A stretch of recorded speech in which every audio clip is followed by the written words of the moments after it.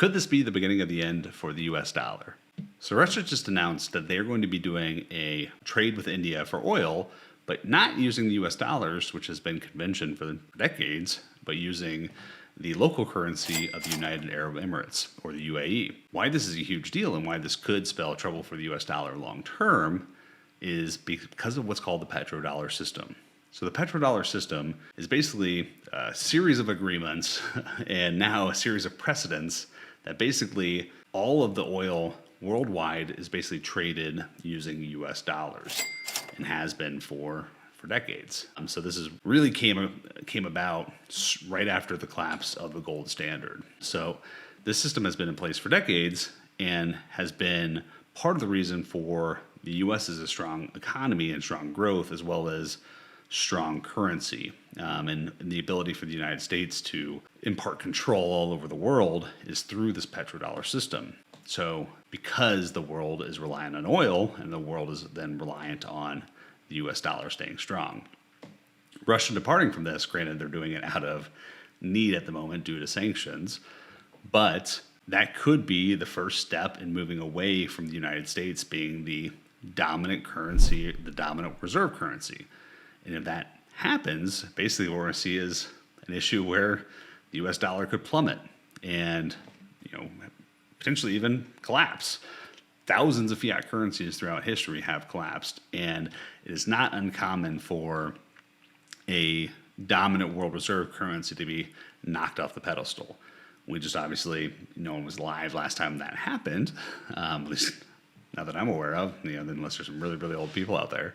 But, for example, the United Kingdom, the pound, the British pound was the world currency at one point.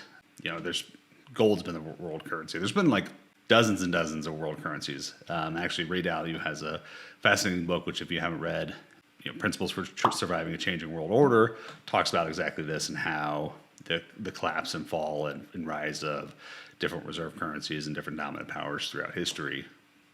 Sidebar, but it's fascinating.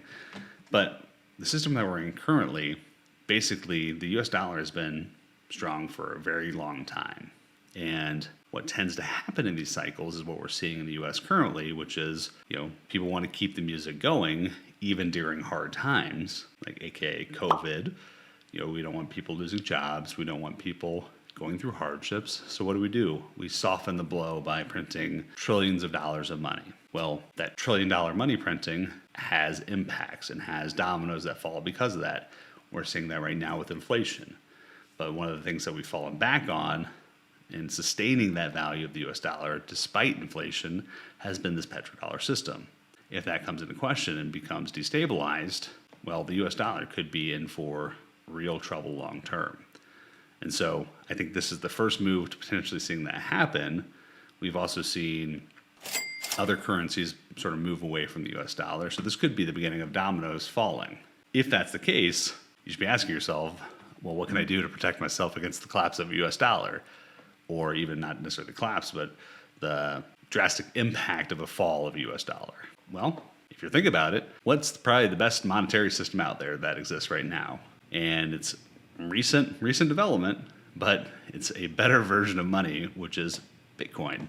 So Bitcoin was literally designed to be a better monetary system than the fiat currency systems that we have in place today. So if you're looking for a system that can be resilient around fiat currencies that are struggling, like the US dollar, or that could be struggling in the future, a way to protect yourself against that future potential impacts would be to invest in the future potential monetary system or the potential better monetary system that is being developed and coming up through the grassroots right now, and that's Bitcoin. So Bitcoin, again, was designed to be a better version of a monetary system. If you're not familiar with Bitcoin, I could go on a deep tangent in this video, but sort of takes away from the kind of the point of this video, but definitely do your research on Bitcoin. I'll be doing a lot more videos on the benefits of Bitcoin as a monetary system or benefits of Bitcoin as an investment, etc. But starting to save in things like Bitcoin instead of US savings accounts, even though volatile,